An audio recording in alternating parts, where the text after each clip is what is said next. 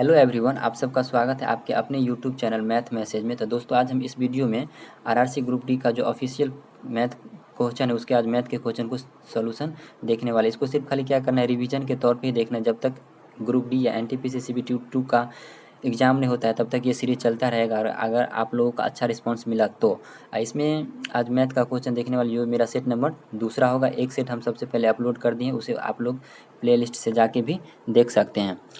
और इसमें जो लोग भी एग्ज़ाम देने वाले हैं ग्रुप डी या एनटीपीसी सीबीटी 2 का, उसे तो ये सब सारे ऑफिशियल क्वेश्चन को तो एक बार ज़रूर प्रैक्टिस कर लेना चाहिए, ताकि उसे अपने आप को अपने लेवल और क्वेश्चन का लेवल से मेंटेन्स कर पाए कि हम किस लेवल पे हैं और क्वेश्चन किस लेवल से और किस चैप्टर से कितना क्वेश्चन आ रहा है। तो चलिए बिना टाइम वेस्ट किए शुरू करते हैं आज का पहला नंबर सवाल। देखिए, आज का पहला नंबर सवाल क्या बोला है कि दो पाइप ए और बी है, तो एक टंकी को 45 घंटा में और दूसरा 36 घंटा में भरते हैं। यदि दोनों पाइप एक साथ खोल दिया जाए तो टैंक को भरने में कितना समय लगेगा। यानी कि ए पाइप जो है सो ए क्या करता है, ए 45 घंटा में भरता है और बी जो है सो 36 घंटा में भरता है। लेकिन क्या बोल रहा है कि दोनों को साथ साथ खोल दिया जाए, एक साथ खोल दिया जाए, तो ये दोनों का क्या करेंगे, एलसीएम निकाल लेंगे। तो दोनों का एलसीएम कितना आ जाएगा, 180। तो ये मेरे पास टोटल क्या आ गया, टैंक का कैपेसिटी आ गया। तो ये अगर ए भरेगा तो ये 45 चौका 180, 36 पंचे 180। यानी कि ये अगर अकेला भरेगा तो ये 4 के कैपेसिटी से और बी भरेगा 5 के कैपेसिटी से। तो टैंक को भरने में कितना समय लग जाएंगे। तो 1 घंटा में हम देख रहे हैं टोटल 5 4 9 लीटर भर रहा है। मान लेते हैं कि मेरे पास 180 लीटर पानी भरना है, तो 9 लीटर भर रहा है। तो हम क्या करेंगे, 180 में 9 से भाग कर देंगे तो 9 दूना 18, यानी कि 20 घंटा में दोनों क्या कर देंगे, भर देंगे। चलिए अब आप लोगों को ये समझ में आ गया होगा। बढ़ते हैं अगला नंबर सवाल पे। देखिए, अगला नंबर सवाल में क्या बोला गया है कि दी गई आकृति ए ओ बी में एक सीधी रेखा एंगल ए ओ सी 67 और बी ओ सी का द्विभाजक ओ डी है। यानी कि ये जो एक त्रिभुज है ना, ये जो एक रेखा है इसका क्या है, ये जो एक कोण है इसका ये द्विभाजक है। यानी कि ये अगर x डिग्री है तो ये भी x डिग्री होगा। यानी कि ये कोण का क्या है, द्विभाजक है, ये कोण का द्विभाजक है। तो ये 67 डिग्री दे दिया है। तो हमसे क्या पूछा है, बी ओ डी का माप क्या आएगा। यानी कि बी ओ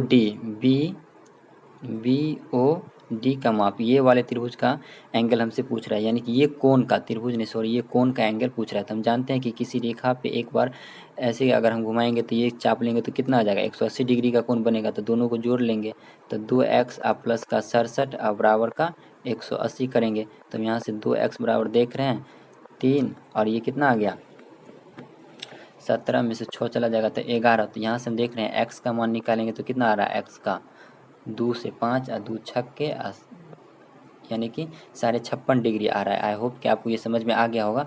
तो ये कोण भी 56.5 डिग्री का होगा और ये कोण भी 56.5 डिग्री का, क्योंकि इसका क्या है, द्विभाजक है। तो चलिए अब बढ़ते हैं अगला नंबर सवाल पे। देखिए, अगला नंबर सवाल में क्या बोला गया है कि 5 का पावर कितना दे दिया, 0.25 और 125 का पावर इतना दिया है। तो हम यहाँ से 5 का पावर कितना दिया है, 0.25 इंटू ये 125 को लिख सकते हैं 5 का क्यू, इसका क्यू कितना दे दिया है 0.25। तो ये इससे मल्टीप्लाई हो जाएगा तो कितना आ जाएगा, 5 का 25 दशमलव इंटू 25 दिया 75, यानी कि 5 का कितना 0.75 ये आ गया। अब बट्टे कितना है, ये अभाज्य गुणनखंड में 256 को तोड़ेंगे तो 16 का ये स्क्वायर होता है। तो हम इसको लिख सकते हैं 2 का पावर कितना 8, 2 का पावर 8। पहले इसको एक बार, दोनों का आधार सेम है तो इसको हम ऐड कर लेते हैं, दोनों का आधार सेम है तो इसको हम ऐड कर लेते हैं पावर को। तो ये कितना आ जाएगा, 256 का पावर 15, 0.15 में 0.1 जोड़ेंगे तो ये कितना आ जाएगा 16, यानी कि कितना आ जाएगा 0.16। तो ये 0.16, तो ये ऊपर क्या आ रहा है 75.25 जोड़ेंगे तो 1, तो 5 का पावर 1 अब बट्टे में कितना, ये 256 को हम लिख सकते हैं 2 का पावर 8, सॉरी ये 15 और 25 जोड़ेंगे तो ये कितना आ जाएगा 10 जोड़ेंगे तो 0.25, तो ये 25 आ जाएगा।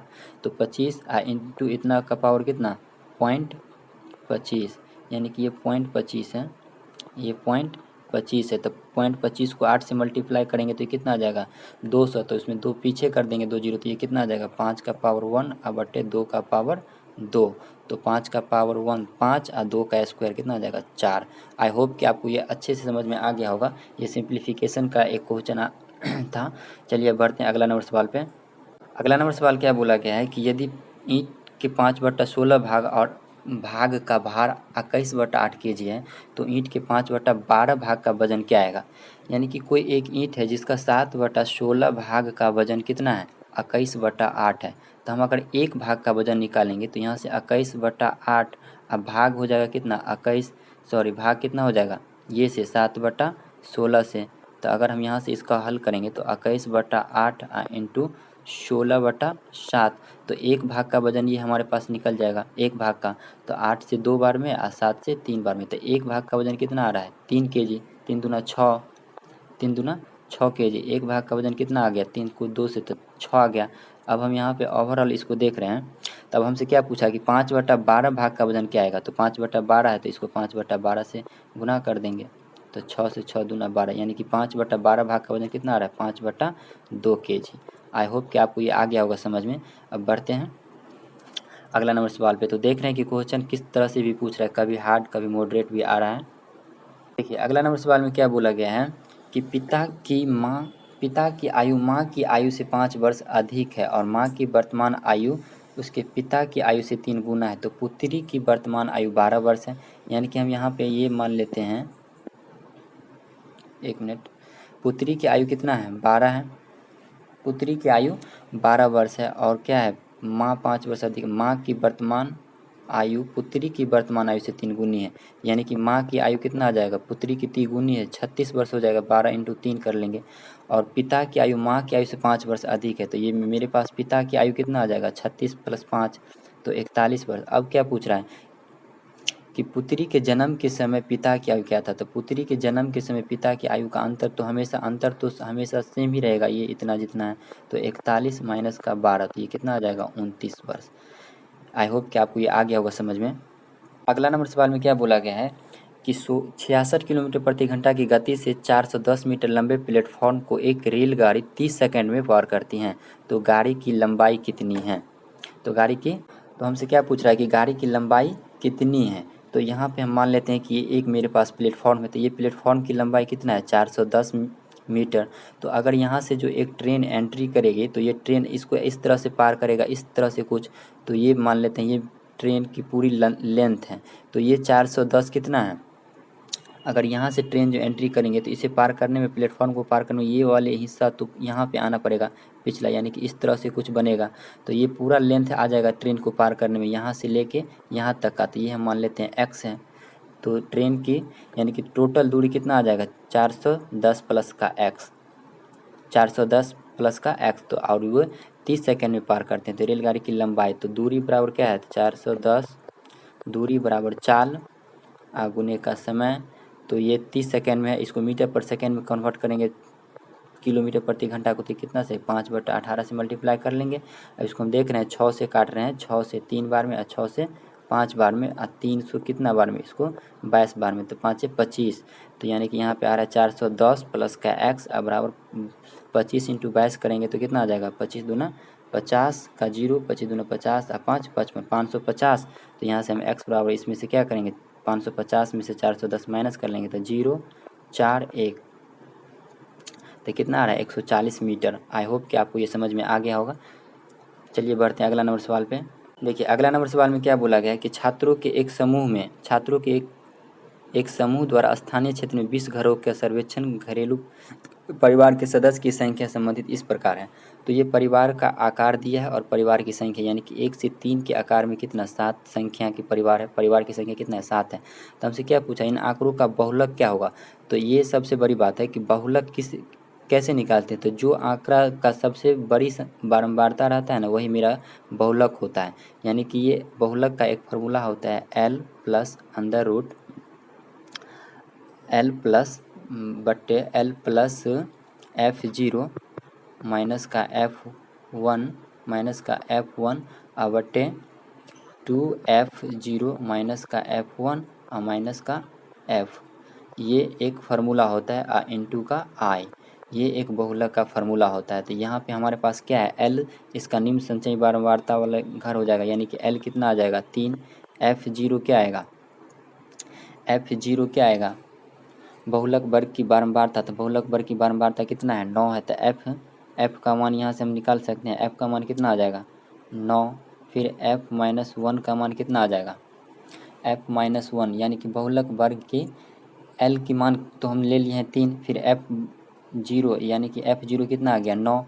फिर एफ वन क्या आता है, एफ माइनस 1, बहुलक वर्ग के ठीक पहले की बारंबारता एफ माइनस 1, बहुलक वर्ग के ठीक पहले की बारंबारता क्या है यहाँ 7 है।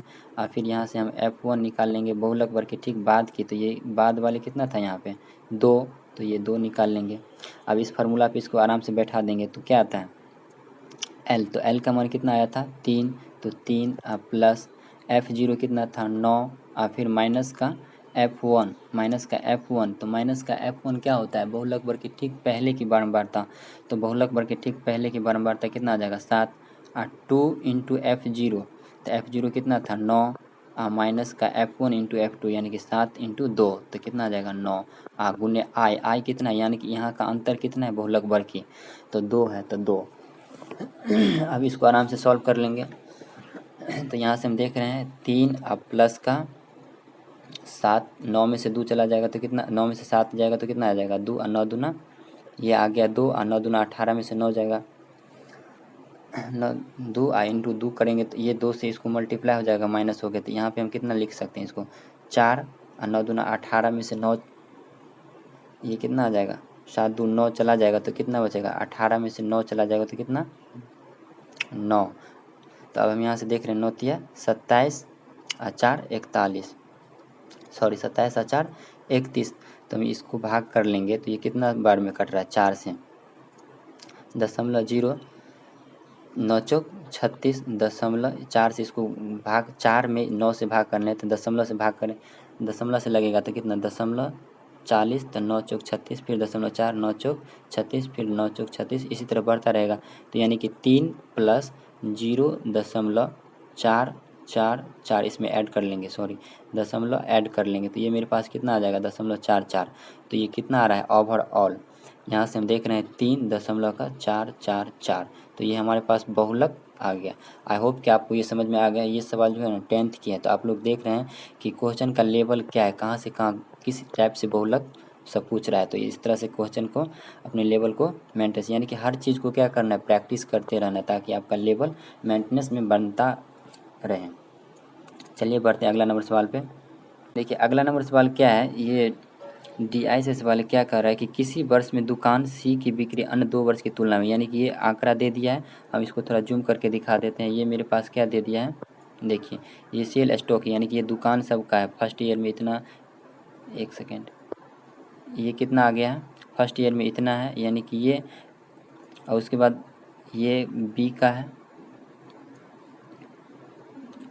एक मिनट, ये हमारे पास क्या दिया है ए का, ये बी है और ये सी है, यानी कि ये ए कलर का है, ये बी कलर का और ये सी कलर का है।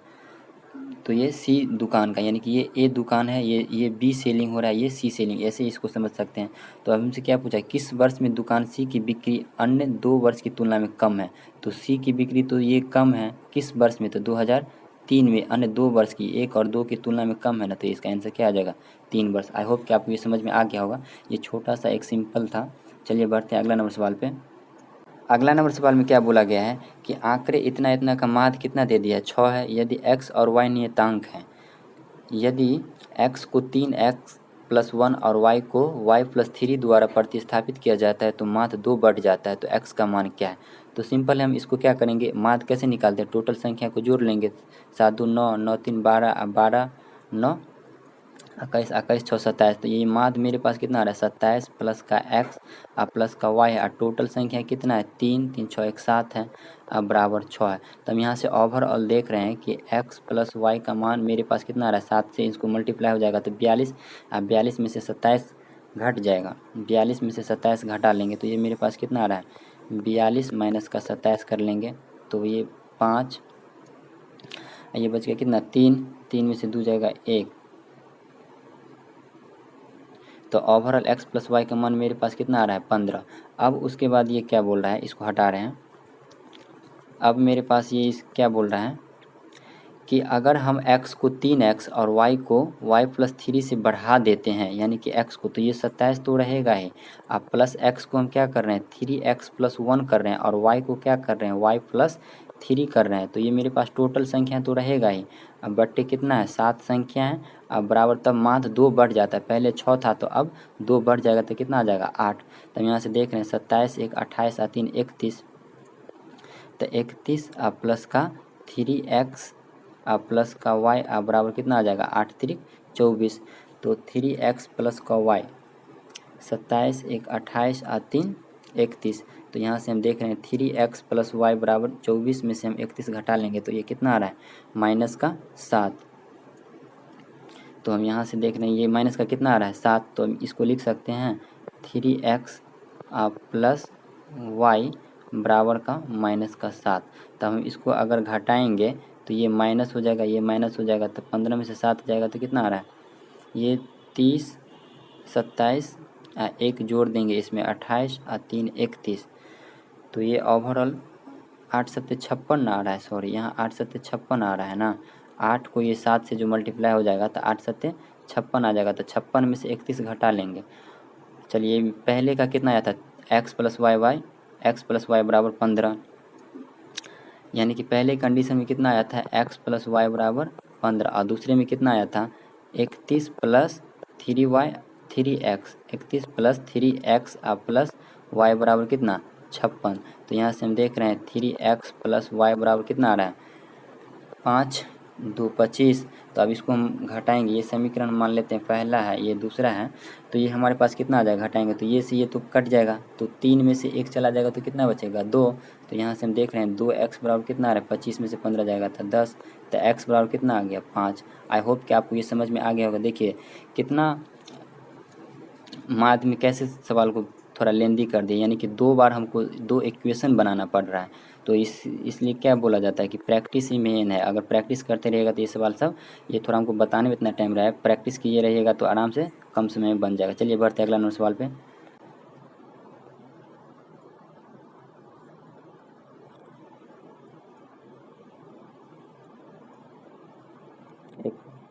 इसमें क्या है, इसमें क्या बोला गया है कि एक मोबाइल फ़ोन द्वारा, इसको थोड़ा जूम करके दिखा देते हैं कि एक मोबाइल फ़ोन द्वारा टोटल इतना मोबाइल बिक रहा है, कुल कितना है 12,40,000, यानी कि 100% में कितना है 12,40,000 है।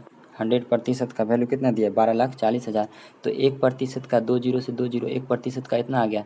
तो हमसे क्या पूछा PQR, यानी कि PQR, तो PQR कितना दिया 25%, तो इसको 25 से हम क्या करेंगे मल्टीप्लाई कर लेंगे, तो 2 जीरो से 2 जीरो 25 चौका 100 हासिल 10 25 दूना 50 10 60 हासिल 6 25 से क्या 25 6 31, तो ये ओवरऑल कितना आ रहा है 3,10,000, यानी कि PQR से कितना 3,10,000। आई होप कि आपको ये समझ में आ गया होगा। चलिए बढ़ते हैं अगला नंबर सवाल पे। तो 3,10,000, यानी कि ये ऑप्शन सही हो जाता। एक छोटा सा सवाल है, इसमें क्या बोला कि कौन सी संख्या परिमेय नहीं है, यानी कि परिमेय नहीं है, यानी कि वो संख्या क्या होगा अपरिमेय होगा, यानी कि इरेशनल नंबर होगा, इरेशनल नंबर।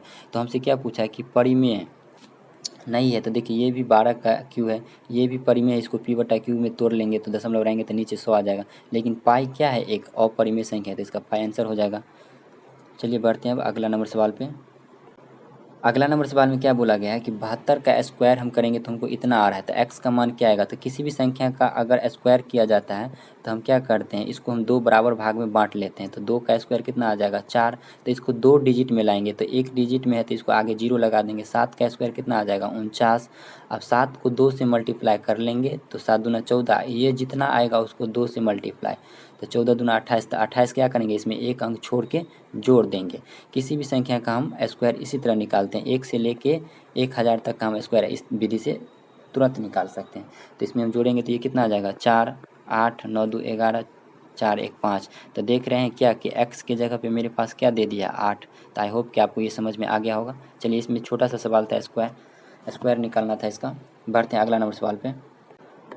देखिए अगला नंबर सवाल में क्या बोला है कि 3 sec² x - 2 tan² x बराबर 6 है, तो और एक्स का वैल्यू क्या है 0 से लेकर 90 डिग्री के बीच में है। तो इसमें हम सिंपली इसको क्या कर लेंगे, ये 3x² और 10² है, तो इसमें हमको क्या करना है, 3 को हम लिख सकते हैं सेक स्क्वायर, 3 को हम क्या लिख सकते हैं, 3 को लिख सकते हैं सेक स्क्वायर एक्स प्लस का 2 सेक स्क्वायर एक्स, तो 2 एक 3 आ जाएगा, माइनस का कितना है 2 10 स्क्वायर एक्स बराबर कितना है 6 है। तो हम यहाँ से देख रहे हैं ये 2 एक 3, तो ये सेक स्क्वायर एक्स ये 2 कॉमन ले लेंगे, तो यहाँ से ओवरऑल ये 2 कॉमन ले लिए, तो ये सेक स्क्वायर माइनस 10 स्क्वायर बराबर क्या आता है 1 बराबर का 6। तो हम यहाँ से इसको अगर सिंप्लीफाई करेंगे तो सेक स्क्वायर एक्स बराबर ये प्लस था, तो ये 2 सट जाएगा, तो यहाँ क्या बच जाएगा बराबर का 4, 6 में से 2 घट जाएगा तो 4। तो हम यहाँ से इसको हटाएंगे, रूट हटाएंगे, तो सेक स्क्वायर एक्स बराबर स्क्वायर हटाएंगे तो ये रूट अंदर 4 आ जाएगा। तो सेक बराबर क्या आ गया, सेक एक्स बराबर कितना आ गया 2। तो सेक एक्स यानी कि सेक 60 डिग्री, यानी कि एक्स की जगह क्या रखेंगे 60 डिग्री, तो सेक 60 डिग्री का मान क्या होता है 2। आई होप कि आपको ये समझ में आ गया होता है, यानी कि एक्स की जगह क्या आएगा 60 डिग्री। चलिए बढ़ते हैं अगला नंबर सवाल पे। रामू एक परीक्षा में, अगला नंबर में क्या बोला है कि रामू एक परीक्षा में 40% अंक प्राप्त करते हुए 20 अंक से फेल हो जाता है और आदित्य 45% अंक प्राप्त करते हुए प्राप्त अंक के लिए आवश्यक अंक से 30 अंक अधिक ले आता है। तो उत्तीर्ण होने के लिए अंकों की आवश्यकता क्या है, यानी कि रामू जो है ना, राम 40% लाता है। मान लेते हैं कि टोटल एक्स का था, तो एक्स का 40% अगर वो लाता है और वो 20 अंक से फेल हो जाता है, अगर 20 अंक उसका और आ जाता तो पास हो जाता। लेकिन उसके बाद क्या करता है आदित्य जो है ना, सो एक्स का 45% लाता है, जो कि उसको पास होने से भी 30 अंक ज़्यादा आ जाता है। अगर उसमें हम 30 माइनस भी कर देंगे तो भी वो पास होगा, तो दोनों पास पास बराबर है। तो इसको अगर हम सिंप्लीफाई करेंगे तो 45x और ये 40x, तो इसको इस साइड लाएंगे तो कितना आ जाएगा 5x बटे का 100, ये 30 20 कितना आ जाएगा 50। तो 5 से काट लेंगे तो कितना बार में 10, तो यहाँ से हम x बराबर कितना आ गया मेरे पास 1000, यानी कि टोटल परीक्षा कितना का था 1000 का। तब हमसे क्या पूछा कि उत्तीर्ण होने के लिए कितने प्रतिशत अंक की आवश्यकता है, उत्तीर्ण होने के लिए कितने प्रतिशत अंक की आवश्यकता है। तो टोटल 1000 है, तो यानी कि 1000 का 40% और उसमें हम 20 अंक जोड़ देंगे, तो 2 जीरो से 2 जीरो 420, यानी कि टोटल अगर हम 420 अंक लाएंगे तो हम क्या हो जाएंगे पास हो जाएंगे। तो हमसे क्या पूछा है पास होने के लिए कितने प्रतिशत अंक की आवश्यकता है, तो यानी कि 420 अंक कितना पे 1000 पे, तो इसको प्रतिशत में चेंज कर देंगे तो 3 जीरो से 3 जीरो कट जाएगा, तो ये मेरे पास क्या बचा 42%। आई होप कि ये आपको अच्छे से क्लियर हो गया होगा। चलिए बढ़ते हैं अगला नंबर सवाल पे। अगला नंबर सवाल में क्या बोला गया है, ये सिंप्लीफिकेशन का एक छोटा सा कैलकुलेशन दे दिया 0.12 भागा है। तो हम 0.12 भागा को क्या लिख सकते हैं 12.12 बटे दशमलव का क्या लिख सकते हैं 15 बट्टा भाग का बराबर बट्टे में यहाँ 2 है, तो ये ओवरऑल कितना आ जाएगा, ये दशमलव से दशमलव तो कोई फ़र्क नहीं पड़ेगा, तो इसको हम लिख सकते हैं 12 बट्टे कितना आ जाएगा 15 इंटू 1/2, तो 2 से काट लेंगे तो ये कितना बार में 6 बार में। तो यहाँ से हम देख रहे हैं 6 में कितना से भाग करेंगे, 6 में हम इसको कितना 15 से, तो 3 से 3 दूना 3 पंचे, तो ये 2/5 आ गया, तो 2/5 कितना आता है 0.4। आई होप कि आपको ये अच्छे से समझ में आ गया होगा। चलिए बढ़ते हैं अगला नंबर सवाल पे। देखिए अगला नंबर सवाल में क्या बोला है कि ए एक कार्य को 8 घंटे में समाप्त करता है जबकि बी अकेला उस कार्य को 12 घंटे में, तो ए और बी दोनों मिलकर कार्य को कितने घंटे में समाप्त कर पाएंगे, कितने समय में कार्य समाप्त हो जाएगा। तो ए क्या करता है, ए 8 घंटा में कर लेता है और बी 12 घंटा में, तो दोनों का एलसीएम कितना आ रहा है 24। तो ये मेरे पास क्या आ गया टोटल काम आ गया। तो इसको हम क्या करेंगे 8 से 3 अब 12 से 2, तो 1 घंटा में ओवरऑल 5 काम हो रहा है, तो कितने घंटे लगेंगे, तो 24 में 5 से भाग कर देंगे, तो 24/5 घंटे लगेंगे। देखिए कभी कभी क्या होता है एकदम सिंपल सवाल भी पूछ लिया जाता है। चलिए बढ़ते हैं अगला नंबर सवाल पे। देखिए अगला नंबर सवाल में क्या बोला है कि एक 16 मीटर लंबा और 10 मीटर चौड़ा हॉल को इतना सेंटीमीटर आकार वाले ईंट की आवश्यकता है, फर्श के लिए इतना सेंटीमीटर, यानी कि फर्श लगाने के लिए हॉल में। तो ये मेरे पास लंबाई मीटर में है, ये चौड़ाई भी मीटर में, लेकिन ये ईंट की जो आकार है वो क्या है सेंटीमीटर में, तो इसको हम क्या करेंगे सेंटीमीटर कर लेंगे, यानी कि इसका क्षेत्रफल बराबर कर देंगे तो हमें ईंट की संख्या निकल जाएगा। तो यहाँ हम यहाँ से लिख सकते हैं हॉल का क्षेत्रफल, यानी कि ईंट की संख्या बराबर क्या आएगा हॉल का क्षेत्रफल बट्टे ईंट की क्षेत्रफल बट्टे ईंट का क्षेत्रफल। तो ये मेरे पास हॉल का क्षेत्रफल कितना आ जाएगा, 16 मीटर है तो इसको 1600 मीटर आगुने 10 1000 इसको सेंटीमीटर में कर दिया बटे कितना है 20 इंटू का 10। तो 2 जीरो से 2 जीरो गया और 2 से काट देंगे कितना 8 बार में, तो 8 इंटू 1000 करेंगे तो कितना आ जाएगा 8000 ईंट की आवश्यकता होगी। चलिए बढ़ते हैं अगला नंबर सवाल पे। अगला नंबर सवाल में क्या बोला गया कि 78, ये भी सिंप्लीफिकेशन यानी कि बोर्ड मास से। देखिए बोर्ड मास मेरे पास टोटल ओवरऑल कितना 3 से 4 क्वेश्चन आ गया, तो इसी तरह प्रैक्टिस करते रहना है बोर्ड मास का भी। तो इसमें देखिए इसमें हम अगर इसको हल करेंगे तो ये कितना आ रहा है 10 को 2 से, तो 10 दूना 20, 25 में से हम 20 घटा लेंगे तो 5, तो 3 यानी कि 5 प्लस 3 का कितना 5, तो 5 या 15 5 20 आ जाएगा। तो हम यहाँ से देख रहे हैं 78 माइनस 20 कर लेंगे तो कितना आ जाएगा 58। आई होप कि आपको ये समझ में आ गया होगा। चलिए बढ़ते हैं अगला नंबर सवाल पे। देखिए अगला नंबर सवाल में क्या बोला है कि एक व्यक्ति की वर्तमान में लाल रक्त कोशिका आरबीसी की संख्या कितना है 54,000 है और वह प्रतिदिन 5% की दर से बढ़ता है, तो 2 दिन बाद क्या होगा। जब भी इस टाइप का सवाल हो तो इसमें सक्सेसिव केस लगा देंगे 5 यानी कि 5 प्लस ए प्लस बी वाला 5 प्लस बी और प्लस का कितना 5 इंटू का 5 बटे का 100 यानी कि इतना प्रतिशत ओवरऑल इसमें बढ़ेगा 2 दिन के लिए। तो 5 5 कितना आ जाएगा 10 और प्लस 25 यानी कि 0.25 यानी कि ओवरऑल इतना प्रतिशत बढ़ेगा। इतना का 54,000 का इतना प्रतिशत निकाल लेंगे तो भी मेरा काम हो जाएगा। नहीं तो इसका एक और सलूशन होता है, ऐसे भी हम इसको बना सकते हैं। कितना है 54,000 है तो 54,000 5% बढ़ रहा है तो 105 बटा 100 कर लेंगे और फिर गुना 105 बटा 100 कर लेंगे। तो इसको काट लेंगे 5 से कितना 21 और 5 से 20 फिर 5 से 21 फिर 5 से 20। तब इसको टोटल ओवरऑल सॉल्व कीजिएगा तो ये मेरे पास ऑप्शन नंबर सी आएगा। इसे आप सॉल्व करके देख सकते हैं। तो मेन मकसद क्या है प्रैक्टिस के लिए प्रोसेस को समझना कि किस टाइप से सवाल को डील किया जाता है। तो चलिए बढ़ते हैं अगला नंबर सवाल पे। देखिए अगला नंबर सवाल में क्या बोला है कि किसी समकोण त्रिभुज का एक न्यून कोण 58 डिग्री है। तो ये अगर मान लेते हैं ये तो एकदम सिंपल सवाल है। ये एक समकोण है तो ये तो कितना है 90 डिग्री, ये कोण कितना आ जाएगा 90 डिग्री का और ये कोण कितना है 58 है। तो दो ये वाले न्यून कोण हमसे मान लेते हैं पूछ रहा है। तो समकोण त्रिभुज का किसी भी त्रिभुज का तीनों कोण 180, तो 90 प्लस 58 कर लेंगे तो 8 9 8 9 5 14 यानी कि ये कितना 148। तो 180 माइनस 148, 10 में से 8 गया 2, 17 में से 14 गया 3, तो ये कितना आ रहा है ओवर 32 डिग्री। आई होप कि ये आपको समझ में आ गया होगा। देखिए अगला नंबर सवाल क्या बोला गया कि एक व्यक्ति 40 किलोमीटर की दूरी तय करती है और वह 16 किलोमीटर पैदल 4 किलोमीटर प्रति घंटा की चाल से चलकर और बाकी बची दूरी तांगे से। यदि वह 16 किलोमीटर की दूरी तांगे से और शेष दूरी 4 किलोमीटर प्रति घंटा की चाल से तय करते हैं तो 1 घंटा अधिक समय लगता है। तो तांगे की चाल, तो देखिए इस टाइप के क्वेश्चन को अगर आप एग्जाम हॉल में कीजिएगा तो कम से कम 2 मिनट तो लगेगा ही लगेगा, लेकिन अगर आप अच्छे से प्रैक्टिस कर रहे हैं तो 1 मिनट के अंदर में इसको डील कर सकते हैं। तो ऐसे इसको कैसे बनाएंगे, टोटल क्या हो रहा है कि 40 किलोमीटर जा रहा है तो तांगे से 16 किलोमीटर प्रति की दूरी 4 घंटे में, तो समय बराबर हम निकाल सकते हैं 16/4 प्लस शेष दूरी टोटल 40 है, इसमें से 16 चला गया था कितना बचा 24।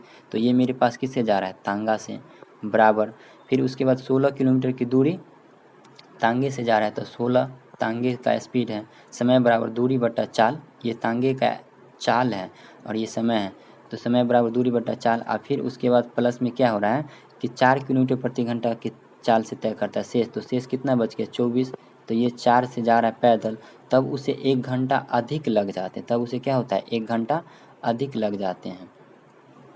अगर हम इस टाइप से इसको सॉल्व करें तो ये ओवरऑल मेरे पास कितना आ रहा है, इसको हम इस सेट करें तो 4 से इसको काट लेंगे 4 बार में और 4 से इसको काट लेंगे 6 बार में। तो हम इसको ओवरऑल देख रहे हैं कि 4 प्लस ये कितना आ रहा है 24/t बराबर 16/t प्लस का 6 प्लस का कितना आ जाएगा यहाँ पे 6,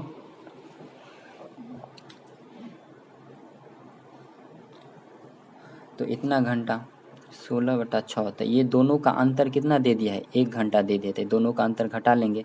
तब इसको हम हटा रहे हैं तो इसको हटाते हैं, तब इसको हम यहाँ से लिख सकते हैं कितना आया था, यानी कि इसको लिख सकते हैं 16 आप 6 प्लस 16 बटा कितना तांगा और माइनस का कितना, ये पहले का समय कितना था 4 और प्लस का 24/6 टी, ये ओवरऑल उसको 1 घंटा लग रहा है। तो हम यहाँ से देख रहे हैं, इसको अगर हम सॉल्व करेंगे तो इसको इस साइड ले जाते हैं, तो ये मेरे पास कितना आ जाएगा, 6 इस साइड आएगा तो ये माइनस का, तो 6 में से 4 चला जाएगा तो कितना आ जाएगा 2, और ये माइनस का है तो इस साइड जाएगा तो ये कितना आ जाएगा, 1 मिनट, इसको हम थोड़ा 16 में ये माइनस आ जाएगा तो ये इसको लिख सकते हैं 6 + 16/t माइनस का 4 माइनस का 24/t बराबर 1।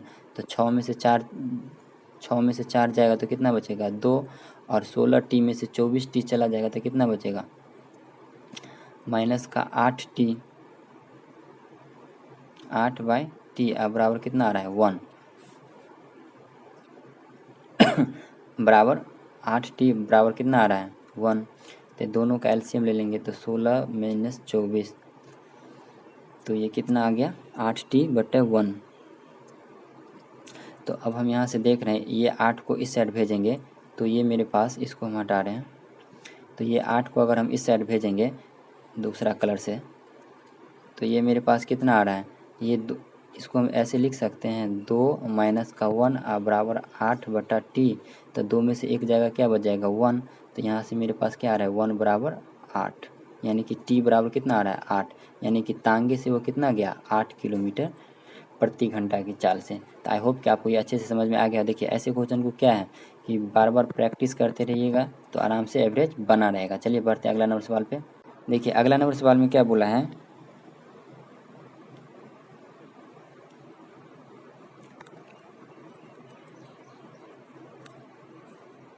अगला नंबर सवाल में क्या बोला गया है कि 16, 28, 64, 28 और 96 का HCF निकालना है। तो HCF में क्या होता है हाईएस्ट कॉमन फैक्टर। तो देखिए 64 को हम क्या लिख सकते हैं 16 × का 4, फिर 28 को हम क्या लिख सकते हैं 28 को 7 × का 4, 96 को क्या लिख सकते हैं 32 × का 4, 32 × का 3। तो 96 को क्या लिख सकते हैं हम इसको 32 को क्या लिख सकते हैं 4 से, इसमें 32 से 96 को हम इसमें 4 से भाग करेंगे तो 4 दूना 8, 1 4 चौका, यानी कि 24 × का 4। तो यहाँ से देखिए इसमें तो 4 एक और आ रहा है, इसमें भी एक 4 आ रहा है, लेकिन इसमें तो एक ही 4 है, इसमें तो एक ही 4 है, तो ओवरऑल क्या हो रहा है 4 कॉमन आ रहा है। तो आई होप कि आपको ये समझ में आ गया होगा। चलिए बढ़ते हैं अगला नंबर सवाल पे। ये सिंपल क्या था HCF निकालना था। देखिए अगला नंबर सवाल में क्या बोला कि एक कक्षा में किसी 5% छात्र अनुपस्थित हुए, किसी कक्षा में 5% छात्र क्या हो गया है अनुपस्थित हो गया है। यदि उपस्थित छात्रों की संख्या 38 है तो उस दिन कक्षा में छात्र कितने थे। यानी कि 5% छात्र अगर अनुपस्थित है यानी कि अब्सेंट है तो उस दिन उपस्थित छात्र यानी कि प्रेजेंट कितना है 95%। तो 95% का वैल्यू कितना है 38 छात्र, तो 1% का इतना आ जाएगा, तो इसलिए 100% का निकाल लेंगे। 19 पंच 19 दूना 5 से कितना बार में 20 बार में, तो 20 दूना 40। तो ओवरऑल 100% कितना है 40 है। आई होप कि आपको ये अच्छे से समझ में आ गया होगा। चलिए बढ़ते हैं अगला नंबर सवाल पे। तो अपने लोग टोटल ओवरऑल 100 सवाल का सलूशन प्रैक्टिस कर लिए हैं मैथ का। तो आप लोगों को अगर अच्छा लगा होगा तो लाइक और सब्सक्राइब ज़रूर कीजिएगा। चलिए अब मिलते हैं अगला वीडियो में, तब तक के लिए जय हिंद। हाँ और दोस्तों एक बात ज़रूर करना चाहेंगे कि अगर ये सीरीज़ को आप लोग चाहते हैं कि कंटिन्यू रखना चाहें तो आप लोगों को थोड़ा सपोर्ट करना पड़ेगा, क्या कि लाइक और सब्सक्राइब कर लेना चाहिए, ताकि हम इससे हमको उत्साहित मिले, यानी कि हमको उससे क्या हो कि मनोबल हमको ये सेट प्रैक्टिस करवाने में थोड़ा अच्छा लगे। तो चलिए बढ़ते हैं अगला वीडियो, मिलते हैं अगला वीडियो में, तब तक के लिए जय हिंद।